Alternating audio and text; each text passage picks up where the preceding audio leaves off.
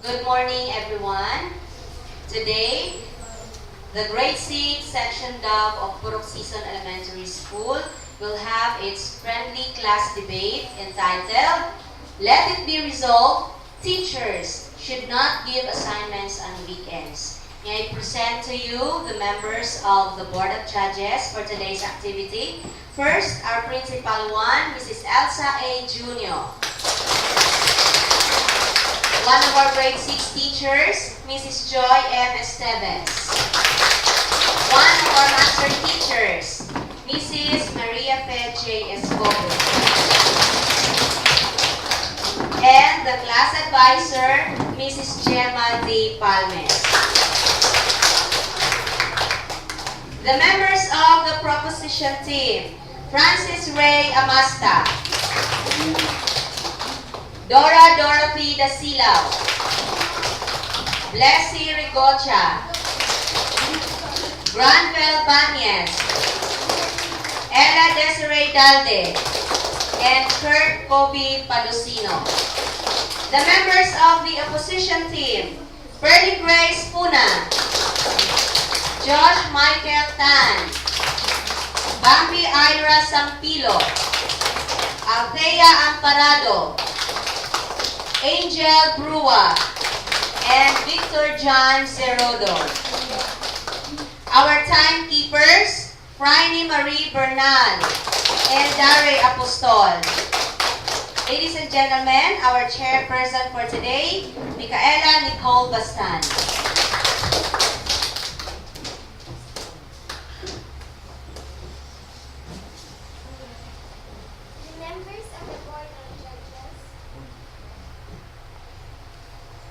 Members of the Board of Judges, our teacher, Ma'am Charlotte Castro, members of the proposition team and opposition team, members of the floor, ladies and gentlemen, good morning. Today we got this place to conduct this class debate entitled, Let It Be Resolved, No Assignments on Weekends. Assignments are an integral part of our curriculum, and it comprises a portion of our grading system. We will hear the different ideas of the members of each team as they defend their stand on this matter. Let us hear it first from the first speaker of the opposition team. May we have Francis on the floor. Good morning to the members of the Board of Judges, participants of the opposition and opposition team, to one and all, good morning. As the first speaker, I am tasked to defend the idea of not having assignments during weekends. Every pupil is required to attend school 5 days a week, 8 hours a day. Thus, most of their time is spent at school than in our home. Without other things to do during Saturdays and Sundays, a school child like me have a chance to help my parents to do household chores on these days. I may be able to do my duty as a member of the family without any delay because of the thought that I have an assignments comply. With this scenario, I am taught to become a responsible child to my parents and a helpful brothers to my siblings. I raise my case that assignments and homeworks on weekends shall be banned. That's a good point, Francis. Now let's hear the voice of the first speaker from the opposition team, Fergie. Good morning to all my fellow participants, a member of the panel of judges, and the floor. We all know that Saturdays and Sundays are considered a rest day for the school children, but there are some who do not spend this time to become fruitful. Others just go to internet station to play computer games the whole day and finish it lazily even until late at night. Can they be called the responsible children? No. What they do is waste of time and waste of money. If they have an assignment in school to be done on weekend, they are obliged to finish it independently, and they show that they are responsible enough to do things expected of them. When they go to the internet cafes, it is a reason, and I'm sure that every parents are supportive to their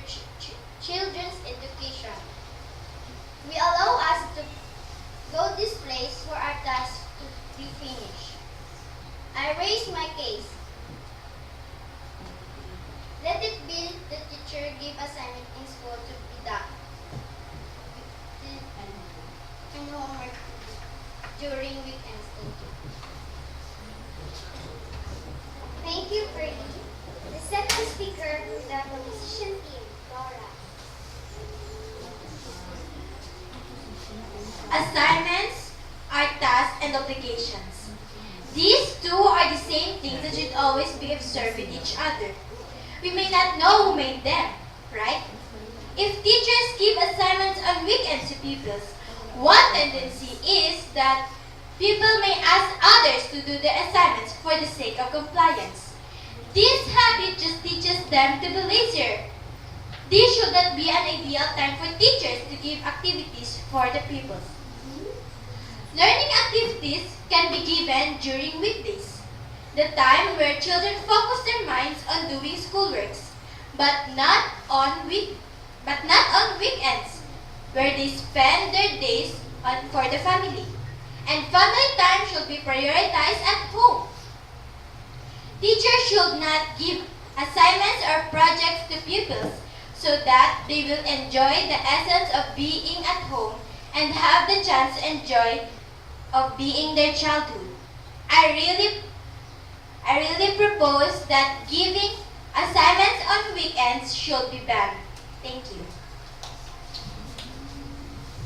Thank you, Dora. Let's see what the second speaker of the opposition team can say to this. Josh?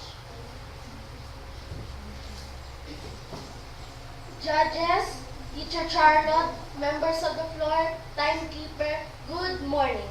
Assignments are assignments that ever made in COVID. In many ways, assignments teach us to be more accountable of our responsibilities as a pupil and as a child. We can spend time with our family in a learning way. If our parents work 6 days in a week, what better way and time can we spend with them? Doing my assignment could be an effective way of bonding with my family. Through the guidance and support of my family members in my education, our family relationship is also strengthened because we find time to be with each other and help one another. For me, bonding time doesn't have to happen outside the home, in the mall, or in the resorts. This can be better done inside our home, doing important things and educational together. Let it be that teachers give assignments or homeworks on weekends. What a point there, Josh. Let us hear the third speaker of the proposition team, Leslie. Good morning, everyone. As a member of the proposition, I want to raise my case by saying that family comes first for me. I want to spend time with my family on weekends. My family are trying their best to catch up their time with us. As a family, we have been raised to value time and love in our family. Weekends are for family no matter what. We can spend it together in our farm, doing household chores together, watching movies together, eating together, or even visiting families members together. This is our idea of a weekend. What makes it unpleasant for me is having to do schoolwork on this day because my time and concentration is distracted. I will not have all the time in the world to be with my family. I am spending more days in school than being with them, so why bother myself with schoolwork on weekend? Homework on weekend should be bad.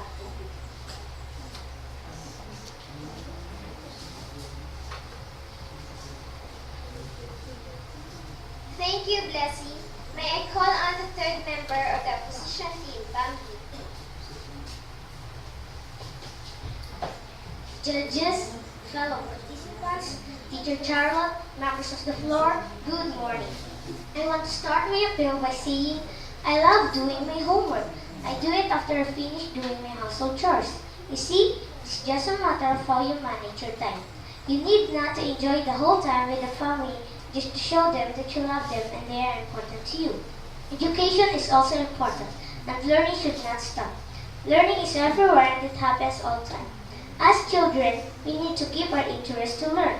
Should always be eager to do schoolwork because This is what our parents expect from us. I make my parents and family happy and proud whenever I achieve high grades at online school. I let them see and feel that their support for me is not wasted. Let us remember, education can bring us fulfillment and happiness. And the more we learn, the more our parents realize that we become responsible individuals.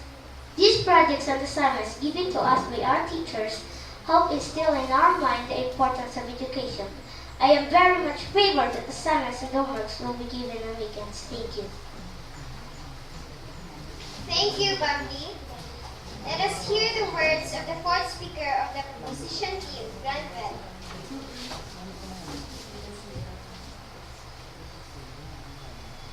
Ladies and gentlemen, good morning. I really think that to learn is not all about facing books, doing homework and school projects, but also we learn when we spend time with other persons. When we go to other places to visit families, we can talk to other people.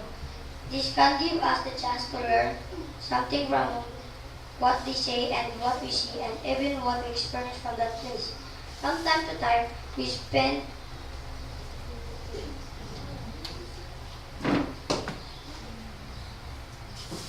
need to go out and have a better look to our surroundings. Having a walk or playing with your sibling outside the house can be a very learning experience. You've got to see animals, plants that we don't see in books. Have you experienced that? Spending the weekends with our loved ones and not doing my homework is my ideal kind of weekend.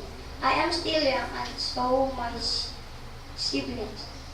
We need to enjoy our youthful days and should not be troubled with the assignment to be done on weekends. This is the time I have to spend my time the whole day with them. Homework must be done on weekdays and not on weekends. Thank you. Thank you, Granville. Indeed, spending with family is a reason to wait for weekend, but we have to listen to with other speaker of the opposition team. May I call on the fourth speaker of the opposition team, Althea.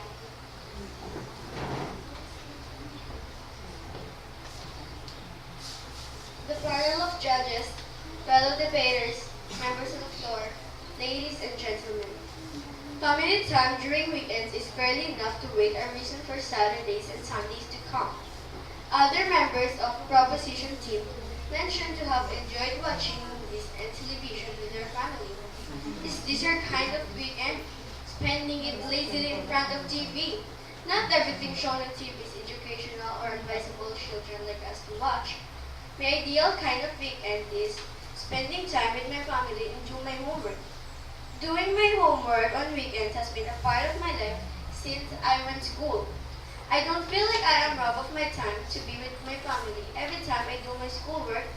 After doing my homework, I still have a lot of quality time to spend with my family. Homework and assignments increase my knowledge, improve my abilities and skills, and taught me to become a responsible individual. This is one of the learning exercises I can do to develop my independence. I raise my case. Let it be that assignments and homework on weekends will be given. Good morning. What a point you have, Althea. You made a very good point there. Now is the time for the fifth speaker of the proposition team. May I call on Ella.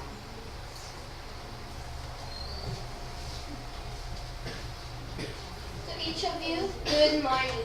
My parents complain about having been given homework and assignments to be accomplished on weekend. They say that my time with the family is stolen from me and I cannot fully enjoy the days because of having too many schoolworks to do.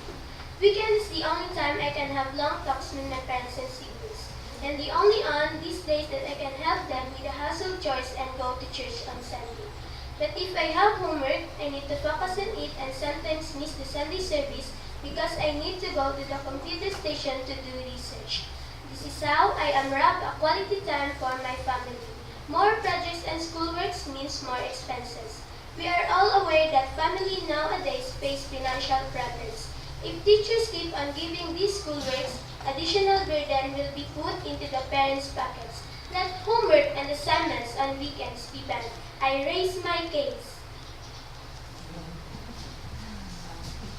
My point there, Ella, let us hear what the fifth speaker of the opposition team can answer. May I call on Angel?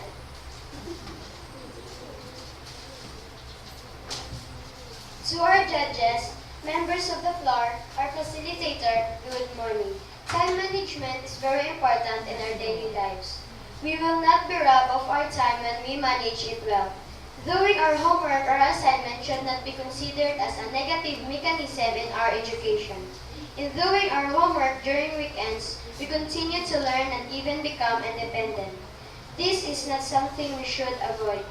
Doing tasks teach us sense of responsibility and accountability. We should have time for everything, for our family, our chores at home, and most to enjoy with others, and most especially to our education, because this is what we ought to do as school children. When we are responsible toward our education,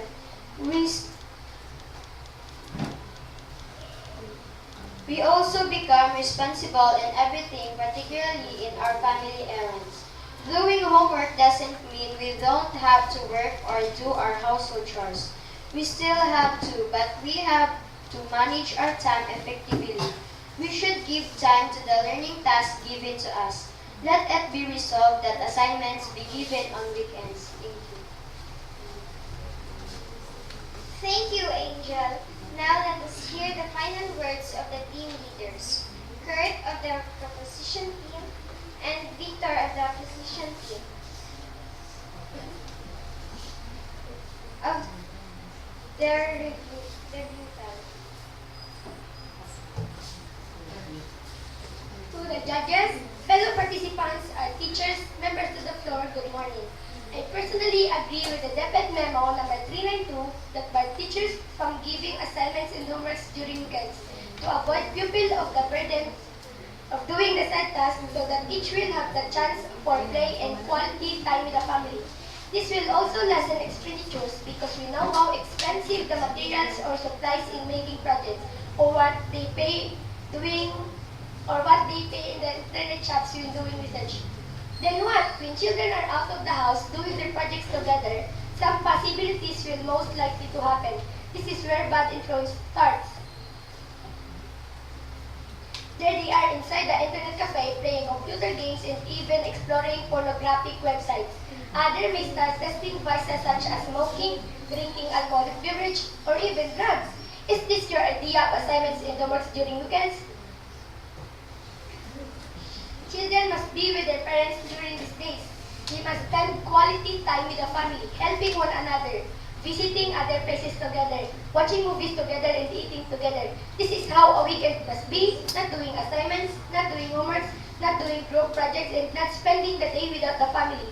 Let it be that teachers must not give assignments and homeworks during weekends. Thank you.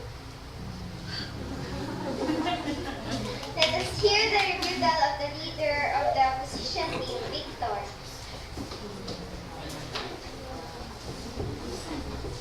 Our facilitators, judges, members of the floor, a pleasant morning.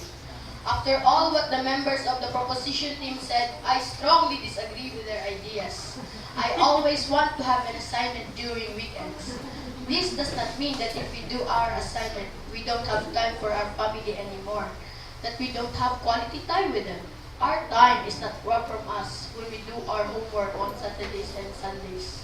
Our teachers are teaching us to be independent, responsible, and focused on our education. We have to keep the fire burning. We have to keep our interests and motivations burning. If we do this, our parents get proud of us. I am sure that all of you want to make your parents proud, want to get high grades and perform well in school.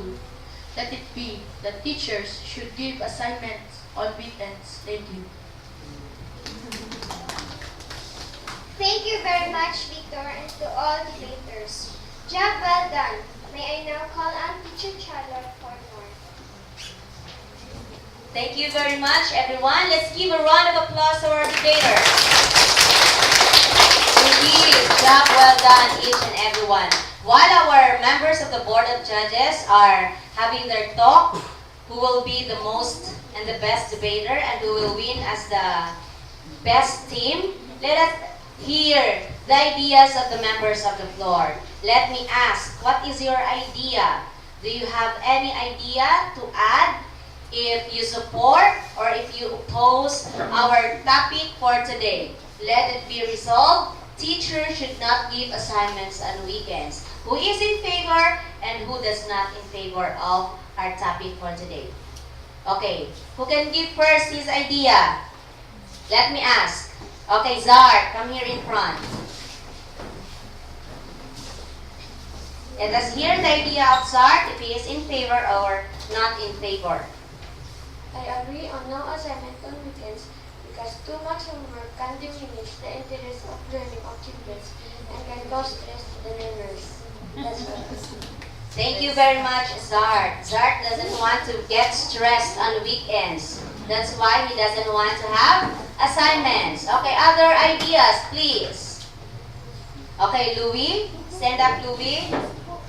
You can raise your hands if you have any idea.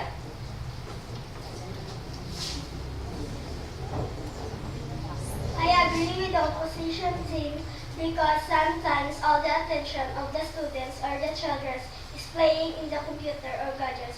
They don't have time to study or review their lesson. So if we don't have an assignment, we can review or study our lessons. Thank you. Thank you very much, Louie. So he wants to have an assignment on weekend so that he can still have time to study and review his lessons. Other ideas? Okay, Patricia, come here in front.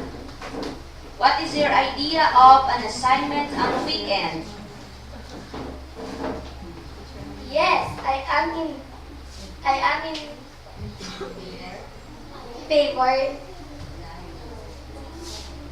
Yes, I am in favor that during weekend.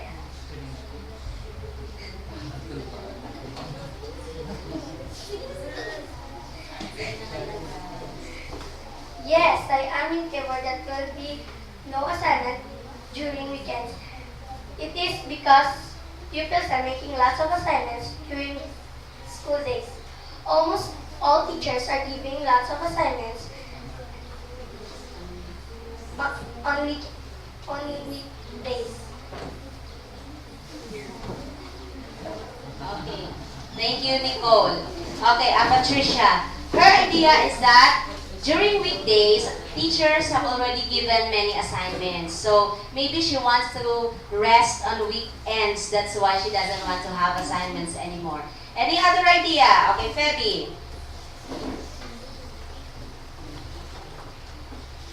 I agree with the opposition team that teachers should give assignments on weekends because if there is no assignments on weekends, some kids just watch TV, play video games, and go to internet cafes. Okay. Thank you very much, Feby. So, Feby doesn't want to get her time wasted. Doing assignment is not a waste of time for her. But watching TV is a waste of time. That is the idea of Feby. Some more ideas. Okay, Juana Beth, come here in front. I prefer to choose the opposition group because I want to focus my attention in my assignment, and if I finish my assignment, I can spend time with my family. Okay, very good. That is the idea of time management of the opposition team. You can do your assignment and after that, you can spend your time with the family. Okay, some more idea. Yes, Jumpy.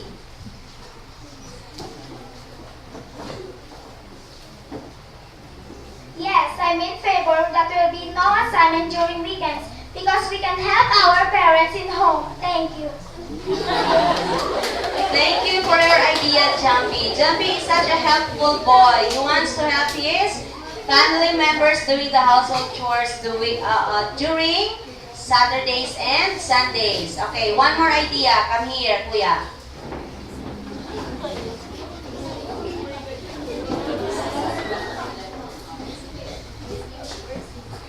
Yes, I'm not favor to the assignment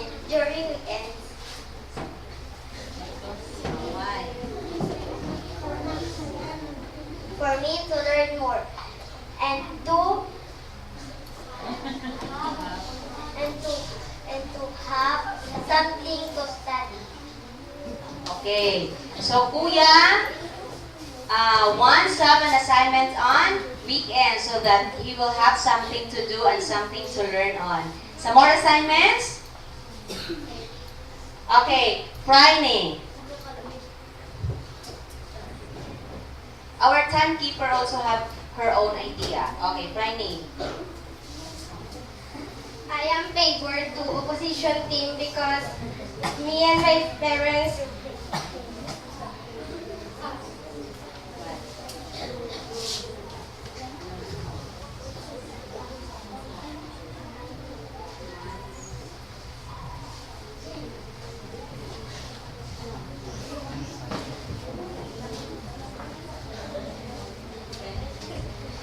Okay, Franny forgot her idea. Basta she wants to have an assignment on weekends. Maybe that is their bonding time with her family. Okay, one last idea.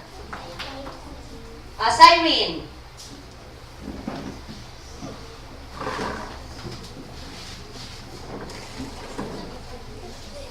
Okay, so everyone has his own idea. Many pupils here doesn't want to have assignments on weekends. Here in this group, they want to have an assignment. Okay, let's see what Cyrene would want to say. I'm in favor of no assignment during weekends because I'm spending my time to my family and to my household chores. Such a helpful girl. She wants to help do the household chores on weekends. That's why she doesn't want to have her assignment.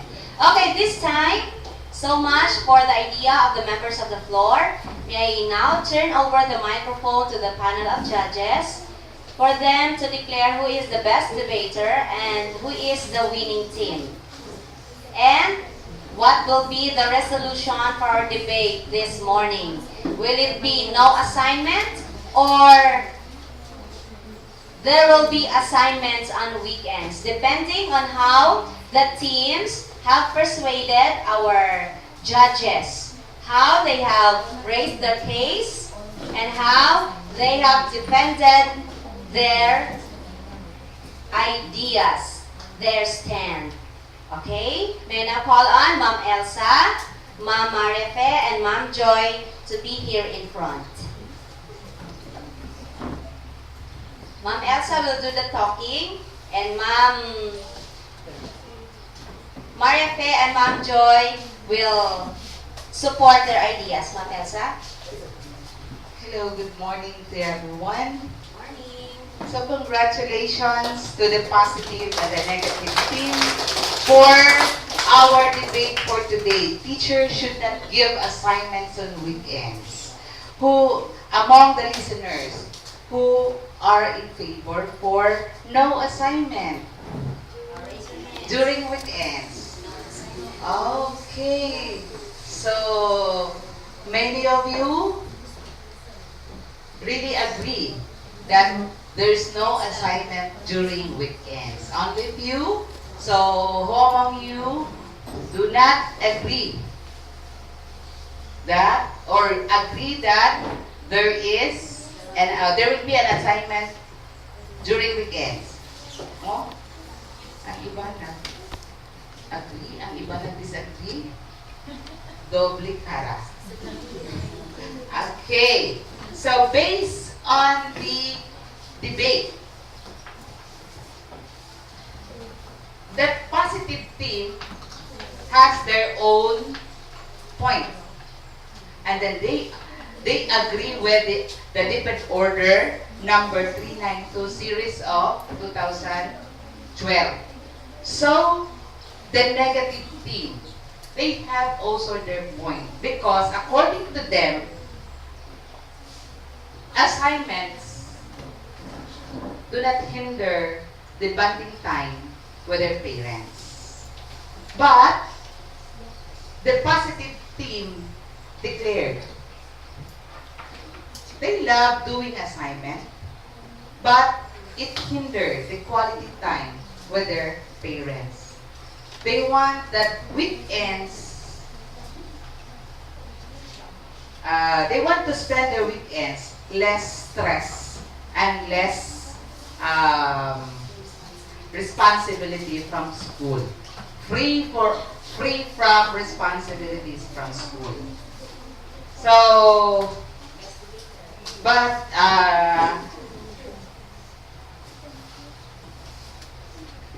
according to the negative theme, education is important and education should not stop. And the positive theme says that yes, education should not stop.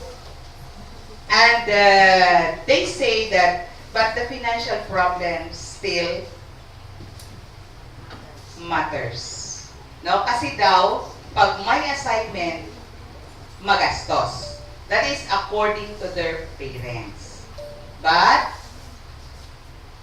as educators, we still, or we need to follow what is in the DepEd order.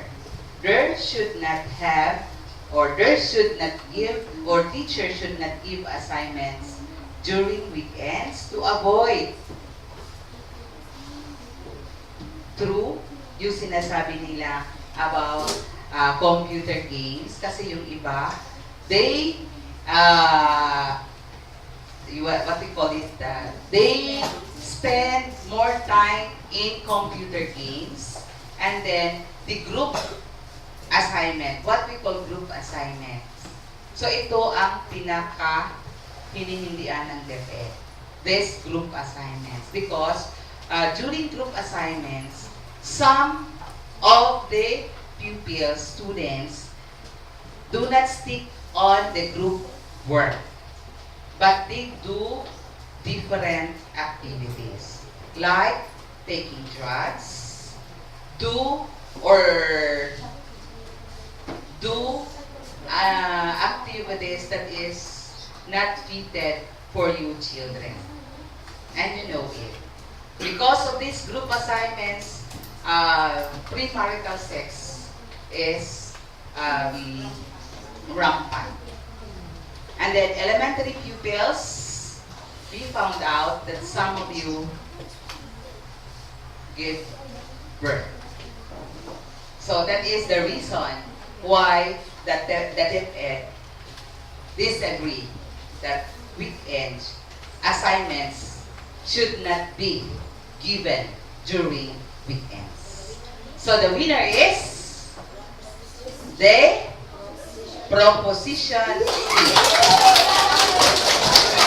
And this best debater to be declared by Ma'am Maria Reyes GURO.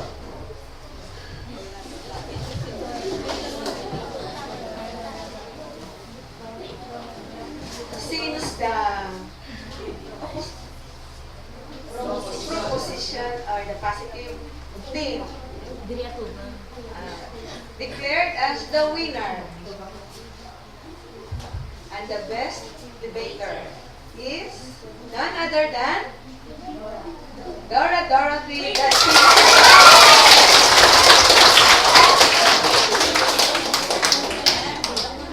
Thank you very much, Ma'am Elsa, Ma'am Marque, and Ma'am Joy.